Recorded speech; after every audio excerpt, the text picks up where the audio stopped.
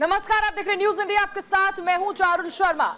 जम्मू कश्मीर में दूसरे चरण का मतदान चल रहा है और सबसे अहम चीज है कि इस मतदान में कई बड़े चेहरे ऐसे हैं जिनकी साख आज दांव पर लगी है, जिनमें से उमर अब्दुल्ला का नाम सबसे अहम माना जा रहा है। रविंद्र रैना भी चुनावी मैदान में है। तो जम्मू कश्मीर में दूसरे चरण का मतदान जारी है।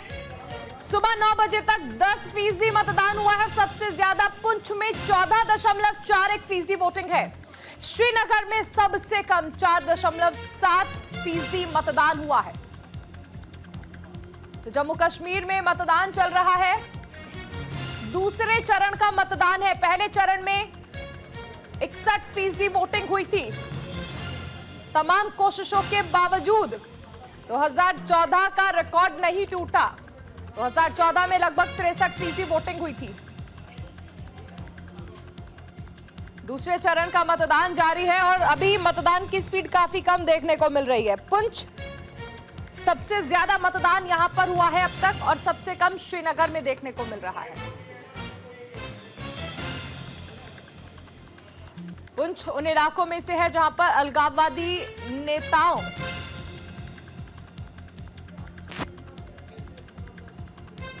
अलगाववाद एक प्रमुख मुद्दा है और पुंछ वो जगह भी है जहां पर आतंकी घटनाएं भी अक्सर होती रहती है और यहां पर सबसे ज्यादा मतदान देखने को मिला है। इसमें जम्मू कश्मीर के चुनाव में 60% से अधिक मतदान हुआ। जिस प्रदेश में जहां आतंकवादियों की धमकियों के चलते हुए चुनावों में शायद सिंगल डिजिट में मतदान होता था या कुछ डबल डिजिट के शुरुआत में मतदान ऐसा हो पाता था, उस प्रदेश में आज 60-61% का मतदान होना और आज शायद वो रिकॉर्ड भी टूटेगा, एक नया रिकॉर्ड बनेगा। ये मतदान होना अपने आप में इस बात का परिचायक है कि भारत की सरकार द्वारा उठाया गया कदम, भारत में जम्मू कश्मीर में आतंकवाद की जननी 370 को समाप्त करने का कदम, जम्मू कश्मीर की जनता उसके साथ में खड़ी है और जम्मू कश्मीर की जनता ने उस विषय को निश्चित ही बहुत सकारात्मक तरीके से लिया है। मुझे भी जाने का सौभाग्य मिला है। मैं विश्वास के साथ में कह सकता हूं कि हम जम्मू कश्मीर में एक बार फिर सरकार बनाने वाले हैं। दूसरे फेज की पोलिंग जो है सुबह से शुरू हुई है। फिलहाल जो रिपोर्ट्स हैं, अच्छी तादाद में वोटर जो है अपने वोट का इस्तेमाल कर रहे हैं। अब मुझसे बार बार पूछा जाता है कि हमारी क्या उम्मीदें हैं, हमारी क्या एक्सपेक्टेशंस हैं। मैम, कोई भी उम्मीदवार हारने के लिए इलेक्शन नहीं लड़ता। तो हमारे एक्सपेक्टेशंस यही हैं कि आज ज्यादा से ज्यादा वोट जो हैं नेशनल कॉन्फ्रेंस के उम्मीदवारों को पड़ेंगे। जहां नेशनल कॉन्फ्रेंस के उम्मीदवार नहीं हैं, वहां कांग्रेस के साथ हमारे अलायंस के तहत कांग्रेस के उम्मीदवार को जो है वोट मिलने चाहिए और उम्मीद ये की जा रही है कि 8 अक्टूबर के बाद अक्सरियत हमारी होगी और नेशनल कॉन्फ्रेंस कांग्रेस की यहां पे अलायंस गवर्नमेंट जो है काम करेगी।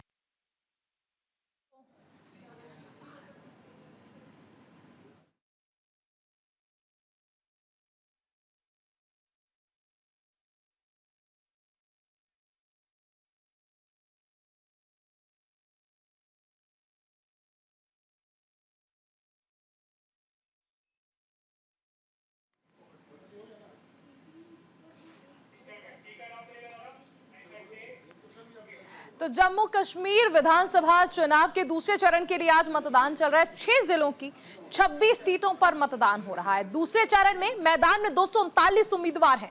उमर अब्दुल्ला की किस्मत आज ईवीएम में कैद हो जाएगी। दांव पर है यहां पर कांग्रेस, बीजेपी के प्रदेश अध्यक्ष की किस्मत भी यहां पर दांव पर है। 25,78,000 मतदाता मतदान कर रहे हैं। राजौरी, पुंछ, रियासी, गांदरबल, श्रीनगर, बड़गांव में वोटिंग हो रही है।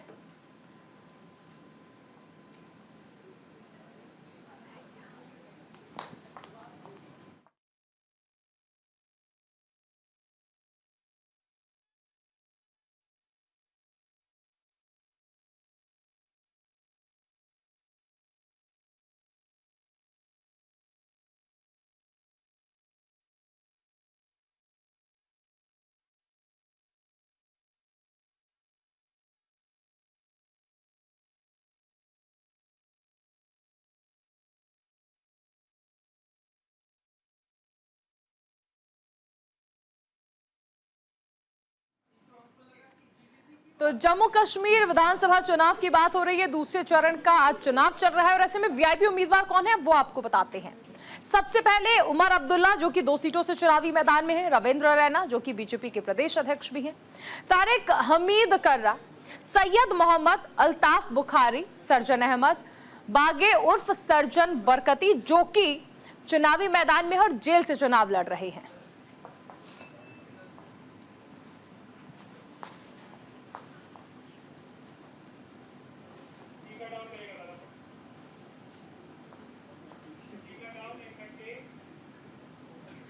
तो उमर अब्दुल्ला की अगर बात कर लें तो जम्मू कश्मीर के पूर्व मुख्यमंत्री हैं। उमर अब्दुल्ला बडगांव और गांदरबल सीट से चुनावी मैदान में है। 1977 से बेलगांव पर नेशनल कॉन्फ्रेंस की एक मजबूत पकड़ रही है। बेलगाम में 7 उम्मीदवार चुनावी मैदान में हैं। अब्दुल्ला के खिलाफ आगा सईद मुंतजर मेहदी और आगा सईद अहमद मूसवी चुनाव लड़ रहे हैं। गांदरबल सीट को अब्दुल्ला परिवार का गढ़ माना जाता है। इसके बावजूद इस बार उमर अब्दुल्ला 2 सीटों पर चुनावी मैदान में है, तो जाहिर सी बात है कि समझा जा सकता है कि ये सीधा आरोप बीजेपी पर लगाया जा रहा है कि बीजेपी की ओर से ये करवाया जा रहा है। हालांकि गांदरबल परंपरागत सीट है नेशनल कॉन्फ्रेंस की।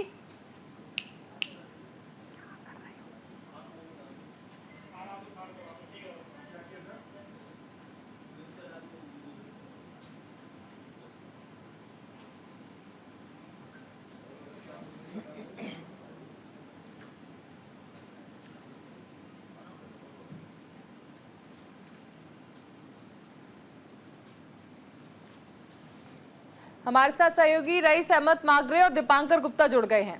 दीपांकर, सबसे पहले आपके पास आना चाहेंगे। अभी 9 बजे तक का जो वोट प्रतिशत सामने आया है उस लिहाज से तो ये लग नहीं रहा है कि बहुत ज्यादा वोट परसेंटेज इस बार दूसरे चरण में देखने को मिलेगा। हमने देखा 9 से 11 कुछ जो लोग बाहर निकले हैं, वोटिंग परसेंटेज बढ़ा है। जो हमारे पास आंकड़े हैं वो ये कहते हैं कि ओवरऑल जो वोटिंग परसेंटेज है वो लगभग 23-24% तक 11 बजे तक के आंकड़ों में जाकर पहुंचेगा, जो कि एक कंपैरेटिवली अच्छा प्रतिशत है। निश्चित तौर पर सुबह सुबह लोग कम निकलते हैं और उसके बाद हम इस समय मौजूद हैं बर्न हॉल स्कूल में के बाहर, जहां पर अभी थोड़ी देर पहले आपने बाइट दिखाई उमर अब्दुल्ला और उनके साथ डॉक्टर फारूक अब्दुल्ला ने अपना वोट कास्ट किया और इसके बाद उमर अब्दुल्ला काफी कॉन्फिडेंट दिखाई दिए कि नेशनल कॉन्फ्रेंस को 8 तारीख को लोग जो है अपना आशीर्वाद देंगे और नेशनल कॉन्फ्रेंस की सरकार बनेगी। बहरहाल उमर अब्दुल्ला को यहाँ पर अगर हम पूरे कश्मीर घाटी की बात करें तो इंडिपेंडेंट काफी ज्यादा चैलेंज कर रहे हैं। उन्हें इंडिपेंडेंट जो है वो परेशान कर रहे हैं और यही वजह है कि उमर अब्दुल्ला ने इस बार 2 जगह से अपना नॉमिनेशन जो है वो भरा है। इस सब के बीच देखना होगा क्योंकि यहाँ पे जो इंडिपेंडेंट की संख्या है वो लगभग 50% से ज्यादा है। 239 उम्मीदवार कुल मिला के हैं, जिनमें लगभग 150 उम्मीदवार जो है इंडिपेंडेंट है। इन इंडिपेंडेंट्स में इंजीनियर रशीद के जो कैंडिडेट हैं वो भी शामिल हैं और तमाम युवा चेहरे शामिल हैं, जो कि इस समय चुनाव में ये जो दिग्गज हैं इन्हें कहीं ना कहीं टक्कर दे रहे हैं। बिल्कुल, हमारे साथ रईस अहमद मागरे भी जुड़ गए हैं जो कि श्रीनगर से हैं। रईस अहमद, लाल चौक को लेकर बहुत ज्यादा बीजेपी उत्साहित थी और यहाँ पर अब तक सबसे कम मतदान देखने को मिल रहा है। मतदाताओं का क्या रुझान जा रहा है? जी हाँ, बिल्कुल, जिस तरह से आपने सही फरमाया कि यहाँ पे कम लोग आ रहे हैं जो है तो लोग कम जा रहा है संख्या जो है वो बढ़ रही है और लगातार यहाँ पे देख पा रहे हैं कि जो कॉन्टेंट है काफी टफ है और जिस तरह से आपने बहुत की बात करी है तो जो यहाँ पे निर्दलीय है बहुत बड़ा जो है यहाँ पे खेल कर सकते हैं, बड़ी चुनौती को यहाँ पे पेश कर रहे हैं। क्योंकि हमने देखा है कि इससे पहले उमर अब्दुल्ला जो है वो इंजीनियर रशीद से बारामूला से हार चुके थे लोकसभा इलेक्शन में और जो पीडीपी की लेबर होती है वो हार गई थी। तो उसके बाद भी मंथन हुआ, कॉन्स्टिट्यूशन पार्टी में गए थे कि आपसे 3 चैनल को उतारा जाए, क्योंकि जो लोगों के मुद्दे हैं वो इस बार जो है वो बिल्कुल डिफरेंट है। अगर इससे पहले जो मुद्दे हुए करते थे वो बिल्कुल चेंज हो गए हैं और आज जो मुद्दे हैं वो बिल्कुल अलग है और यही बात है कि यही वजह है जिस तरह से हम बिल्कुल लौटना चाहेंगे आपको। देखिए यहाँ पर हम कुछ चेहरे दिखा रहे हैं जो कि कहा जा सकता है कि विदेशी टीम आई है जो कि जम्मू कश्मीर में चुनाव देखना चाहते हैं, क्योंकि देखिए जम्मू कश्मीर जिस तरह से एक हॉट एरिया रहा है उसे देखने के लिए फॉरेन डेलीगेट्स आए हैं और वो ये देखना चाहते हैं कि यहाँ पर किस तरह से चुनाव संपन्न कराया जा रहा है, क्योंकि कश्मीर का मुद्दा कई बार अंतर्राष्ट्रीय स्तर पर गया है। कई बार कश्मीर के मुद्दे पर भारत पाकिस्तान की बातचीत कराने की कोशिशें भी की गई।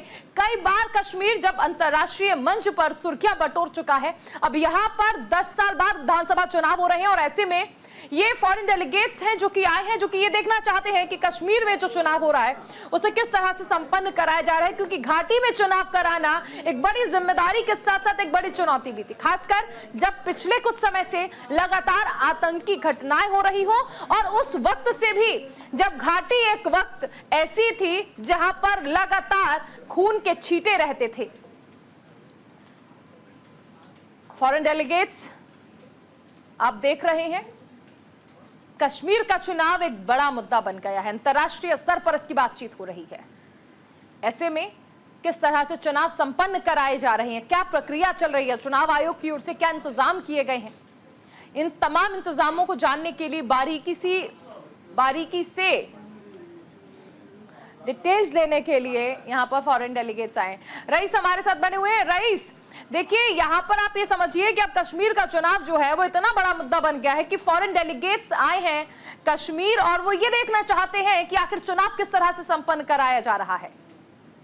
जी हाँ, बिल्कुल। जिस तरह से हम यहाँ पे देख पा रहे थे कि जो पड़ोसी है वो ये बार बार ये बात छेड़ रहे हैं कि यहाँ पे जो है वो जबरदस्ती इलेक्शन किए जा रहे हैं, कराए जा रहे हैं और साथ ही यहाँ पे लोग जो है वो डेमोक्रेटिक प्रोसेस में हिस्सा नहीं लेते और यही वजह है कि लगातार जो फॉरेन डिप्लोमेट्स है, डेलीगेट्स है, उनको यहाँ पे बुलाया जाता है। वो मुख्तलिफ कंट्रीज से है, फॉरेन चाहे वो यूरोपियन कंट्रीज हो या बहुत सारे कंट्रीज से यहाँ पे जो है वो डिप्लोमेट आए हैं ताकि वो आई विटनेस बने, को अपनी आंखों से देखे कि डेमोक्रेसी के इस फेस्टिवल में जहाँ के लोग किस तरह से हिस्सा ले रहे हैं। और आप देखा होगा कि इससे पहले भी जो लोकसभा इलेक्शन हुआ था उसमें भी बम्पर वोटिंग हुई थी, रिकॉर्ड तोड़ वोटिंग उसमें हुई थी और आज भी वही उम्मीद की जा रही है कि जो फेज में यहाँ पे वोटिंग हुई है लगभग 60 के आसपास, जो कभी 20-25% हुआ करती वो एकदम से जो है 60% तक पहुंच गई और आज ये उम्मीद जा रही है कि वही टाइम बीतेगा यहाँ पे शाम तक जो है ये वो 50 से उसका जाएगी 50 क्रॉस। तो लगातार हम यहाँ जिस तरह से जो पड़ोस हम खड़ा कर रहे हैं, वोटिंग में लोग हिस्सा नहीं ले रहे हैं, यहाँ अंतर्राष्ट्रीय मंच पे जिस तरह से यहाँ के लोगों के बारे में, यहाँ की स्थिति के बारे में बताया जाता है कि all is not well in Kashmir, वो सब दिखाने के लिए, उस सबको बिल्कुल आई विटनेस बनाने के लिए यहाँ पे ये डिप्लोमेट्स को बुलाया गया है ताकि यहाँ पे इलेक्शन, असेंबली इलेक्शन के दूसरे चरण के चुनाव हो रहे हैं, सेकंड फेज हो रहा है, ये डिप्लोमेट्स जो है वो आई विटनेस बने, ना सिर्फ लाल चौक में बल्कि यहाँ पे आज 6 डिस्ट्रिक्ट में 26 कॉन्स्टिट्यूंसी में जो है वो मतदान हो रहा है। ये वहाँ पे घूमे, चाहे वो राजौरी हो, रियासी हो, गांधरबल हो, श्रीनगर हो, बड़गाम हो, तमाम एरियाज में ये जाए देखिए कि लोग इस के फेस्टिवल में किस तरह से हिस्सा ले रहे हैं। तो हमने देखा है कि 2019 के बाद वो ज्यादा अंतर्राष्ट्रीय मंच पे जो है बात है कि यहाँ पे जब भी इलेक्शन कराए जाते हैं मार्केट बंद होती है, लोगों को बाहर निकालने नहीं दिया जाता और फोर्सफुल लोगों को जो है वो मतदान कराया जा रहा है। तो उस सब का जवाब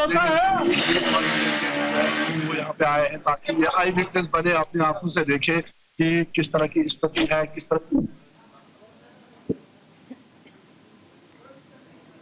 बिल्कुल रईस, ये भी समझना चाहेंगे कि अगर यहाँ पर वीआईपी सीट्स की बात कर ले तो किन किन सीट्स को वीआईपी सीट्स मान लिया जाए, खासकर अगर उमर अब्दुल्ला की बात कर ले, आज साख दाव पर है, रविंद्र रैना की साख दाव पर है, उमर अब्दुल्ला तो 2-2 सीट से चुनावी मैदान में है।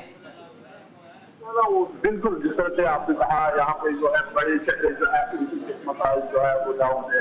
अगर हम बड़गाम की बात करें तो वहाँ पे है, अगर हम शानपुर की बात करें तो वहाँ पे आपकी पार्टी के प्रेसिडेंट अल्ताफ बुखारी है। अगर हम लालपुर की बात करें तो यहाँ पे आपकी पार्टी के मोहम्मद शबीर है। और अगर हम बड़गाम की बात करें तो वहाँ पे सरजान बरसाती है और साल्टिंग की बात करें तो वहाँ पे तारिक अमीर का जो के प्रेसिडेंट है, तो लगातार आप देख रहे हैं कि कहीं बहुत सारे चेहरे ऐसे हैं जिनमें उमर अब्दुल्ला, असार बुखारी, तारिक अमीर, रविंदर राणा, मोहम्मद इस्माइल मीर, हंसा बुखारी, ये कुछ चेहरे हैं जिनको आज जो है वो डाउन में है, जिनको आज जिनके लिए आज जो है वो आसान हो रहा है। कहीं ना कहीं हम यहाँ पे देख पा रहे हैं कि जहाँ उत्साह है वही कड़ी सुरक्षा है, ना सिर्फ श्रीनगर में बल्कि तमाम 26 कॉन्स्टिट्यूंसी में 6 डिस्ट्रिक्टों में यहाँ पे आज मतदान हो रहा है। और जो सबसे मोटर्स है उनमें भी एक एक्साइटमेंट है क्योंकि 10 साल के बाद जो है